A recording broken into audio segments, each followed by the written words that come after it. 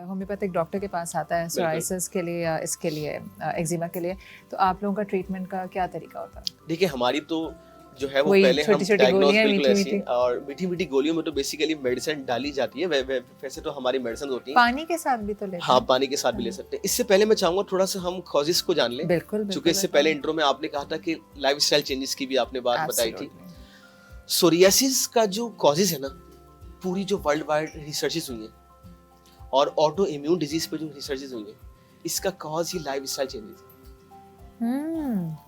और मैं आपको बताऊं कि अब तक मेरे पास जितने भी पेशेंट आए सोरियासिस के, चाहे वो पाकिस्तान के हो या पाकिस्तान के बाहर से हो, जैसे एक मैं आपको बताऊं, एक मेरे पास पेशेंट था, उनकी वालदा का इंतकाल हो गया। तो उन्होंने कहा कि डॉक्टर साहब 2-3 साल से ज़ाहिर है घर में कोई खाना बनाने वाला नहीं, तो हम बाहर से खाना लाके खाते थे। उसके बाद 3 साल बाद मुझे सोरियासिस का पैच हुआ और बढ़ते बढ़ते वो 2 साल में पूरी बॉडी पे आ गया। एक और मेरे पास पेशेंट आया, उसका सॉफ्टवेयर का काम था, तो उसने कहा कि सारी रात हमारा काम होता था सॉफ्टवेयर का, तो हम बाहर से पिज्जा मंगाने, बर्गर मंगाने। 1 साल के बाद मुझे सोरियासिस का पैच हो गया। तो ये तो आप देख रहे हैं कि लाइफस्टाइल बिल्कुल ओह। क्योंकि देखिए इंसान को अल्लाह ने है ना नेचुरल चीजें खाने के लिए पैदा किया है।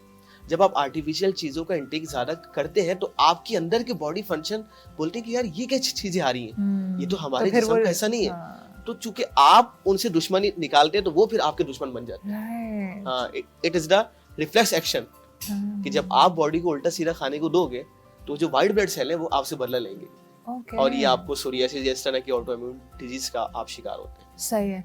तो लाइफस्टाइल में आपका पहली चीज तो ये हो गई कि आप चलो बाहर का खाना है कम से कम खाएं, कभी कभार खा लिया खैर है। ऐसे ही बिल्कुल। दूसरा सोने जागने के वक्त औकात। बिल्कुल सारी चीजें लाइफस्टाइल चेंजेस में सारी चीजें आती है। इसके अंदर स्ट्रेस भी आता है, बेजाय स्ट्रेस, फजूल की छोटी छोटी बातों का स्ट्रेस। हमारे तो इतनी फालतू चीजों का हम स्ट्रेस लेते हैं, वजीर आजम कौन बनेगा, भाई तुम्हारा क्या लेना देना। हम जहाँ जाए उसी पे बात हो रही है, बेटियां भी पैदा हुई, उनकी शादियों की टेंशन है ना। तो हम तो जो स्ट्रेस नहीं भी है, जो हमारा काम ही नहीं है, हम उसका भी स्ट्रेस लेके बैठे हैं।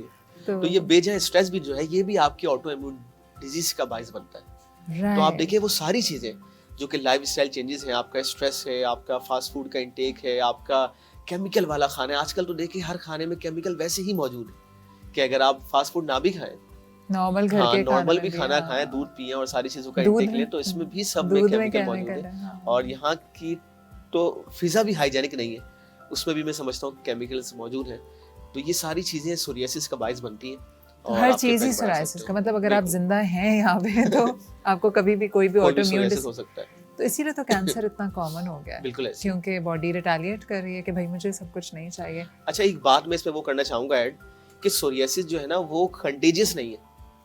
अच्छा, मतलब सोरियासिस के साथ वो एक्जिमा कंटेजियस हो सकता है अगर वो बैक्टीरियल है, अगर बैक्टीरियल की वजह से है, या अगर सिबोरिक है, आपके स्कैल्प पे हो गया है तो आपने कॉम यूज किया, फिर बराबर वाले ने यूज किया, तो फिर आपको हो सकता है। लेकिन सोरियासिस जो है ये नॉन कंटेजियस है क्योंकि वो ऑटो इम्यून है। तो हमें ऐसा नहीं समझना है कि नहीं यार सोरियासिस के साथ हमें बैठना नहीं है, खाना पीना नहीं, तो ये आपको लगेगा नहीं, क्योंकि ये तो उसके अपने व्हाइट ब्लड सेल है ना जो उसके दुश्मन बन गए। ठीक है, तो ये आपकी बॉडी के अंदर दाखिल नहीं होंगे। ठीक है, उसी के परेशान करें।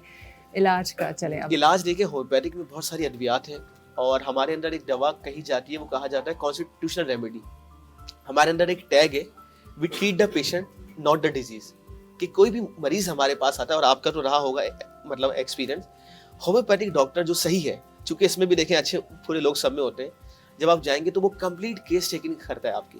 फॉर एग्जांपल मेरे पास आते हैं पेशेंट और वो कहते हैं कि डॉक्टर साहब मेरे स्टमक में पेन है, तो मैं उनसे पूछता हूँ कि आपकी नींद कैसी है, तो बोलते हैं डॉक्टर साहब मेरे तो पेट में है दर्द, आप पूछ रहे हैं कि मेरी नींद कैसी है। तो हम मरीज को ओवरऑल देखते हैं, इसलिए हम कहते हैं कि we treat the patient not the disease. हम उसको ओवरऑल देखने के बाद फिर उसको उसकी सिंगल रेमेडी प्रेस्क्राइब करते हैं according to the body structure. Homeopathic में ऐसा होता है कि आपके पास अगर 4 मरीज आए और चारों को फ्लू है तो हम चारों की अलग अलग मेडिसिन देंगे, क्योंकि होम्योपैथिक का मानना ये कि फ्लू तो एक है लेकिन चारों बॉडी अलग अलग है। जब हार्ट की लकीरें अलग अलग है तो इंसान की मेडिसिन भी अलग नीड अलग है ना बॉडी, जबकि बाकी तरीके इलाज में आप देखें तो आपको पेन है तो सबको एक ही दवा देनी है। इसीलिए होम्योपैथिक का ट्रीटमेंट अगर आप क्लासिकल होम्योपैथिक पे आते हैं तो ये आसान नहीं है, ये बहुत ही मुश्किल है। पढ़ना भी आसान हाँ, इसको पढ़ना भी आसान नहीं है, लेकिन इसका जो इलाज करना है वो बहुत मुश्किल है। इसलिए मैं देखता हूँ कि हमारी यूथ जो होम्योपैथिक डॉक्टर बनती है वो अक्सर वो ये फील्ड भी स्विच कर देते हैं क्योंकि ये इतना आसान नहीं है कि पेचीदा इतना आपको है। हाँ बिल्कुल ओवरऑल आपको केस टेकन करना, उसके बाद सिंगल रेमेडीज देना। सही लेकिन वंस आप ये देना शुरू हो और मरीज का इलाज होना शुरू हो, तो आप देखेंगे ऐसे मिरेकल्स जो है होम्योपैथिक के अंदर है। और इस वक्त तो ये दुनिया का दूसरा सबसे बड़ा इलाज है और बहुत ज्यादा अल्हम्दुलिल्लाह इसमें क्योर हो रहे हैं। ऐसी ऐसी बीमारियां क्योर हो रही हैं कि आप देखिए सारी ऑटो इम्यून डिजीज जो है इसका इलाज होम्योपैथिक के अंदर है। Very true. अच्छा, मुझे लास्ट में कि इम्पोर्टेंट सवाल है कि अगर किसी को एक्जिमा है ठीक तो है। वो कौन सी एहतियात करे, क्या the kind of fabric they wear, कौन कौन सी एहतियातें हैं जो उन्हें करनी चाहिए? जी जी, एक चीज मैं अक्सर अपने मरीजों को बोलता हूँ कि मैं अक्सर अपने पेशेंट को कहता हूँ कि आप खुद जानते हो, क्योंकि आपको ये है बहुत अरसे से, किस चीज से आपको एग्रावेशन हो रहा है। क्योंकि हर मरीज अलग है। बास को जो है वो कॉटन से एलर्जिक है, बास वूल से एलर्जिक है, तो पेशेंट को भी समझना है कि अगर जिस कपड़े से वो एलर्जिक है वो उसको अवॉइड करना है। सही इसके अलावा जितनी भी गर्म चीजें हैं, फॉर एग्जाम्पल खजूर है, इंजीर है, ग्रिल्ड फिश है ना, फिश है, बारबेक्यू आइटम है, ये सारी चीजें प्रोवोक करती हैं एक्जिमा को भी और सोरियासिस को भी। अगर आपको एक्जिमा है तो आपको स्किन को ड्राई नहीं रखना। आप उस पर कोई भी मॉइस्चराइजिंग क्रीम लगा सकते हैं, कोई भी जो है वो कोकोनट ऑयल लगा सकते हैं, तो आपको एक्जिमा में आराम और मिलेगा। वैसलीन? बिल्कुल, वैसलीन भी आप एक्जिमा में लगा सकते हैं, एक्जिमा में आपको आराम मिलेगा। क्योंकि मैंने बताया कि एक्जिमा इतना घबराने की बात अब नहीं वो है, ड्राइनेस की वो वजह से सिंपल पैच बनता ड्राइनेस है। ऑफ द तो स्किन। अगर आप जितना उसको वो रखेंगे उसको मॉइस्चराइज मॉइस्चराइज रखेंगे रखेंगे वो ठीक बनेगा। लेकिन अगर आपको सोरियासिस है तो फिर आपको psoriasis डॉक्टर के का पास वाला, आना ही आना फिर है। आपको आना पड़ेगा, क्योंकि Right. सोरियासिस में ऐसा जरूरी नहीं है कि आपको मॉइस्चराइज करने से आराम मिले। और सोराइसिस में आपको अगर आप खाने पीने में भी एहतियात करें हाँ, तो खाने पीने में तो सेम एहतियात है कि Same आपको एहतियात अंडा है। है, चिकन है, बारबेक्यू आइटम बचा है, क्या? और ये मतलब दाल सब्जी खाएं। यही दाल सब्जी खाएं, खुश रहें, बजट फ्रेंडली भी है। बिल्कुल।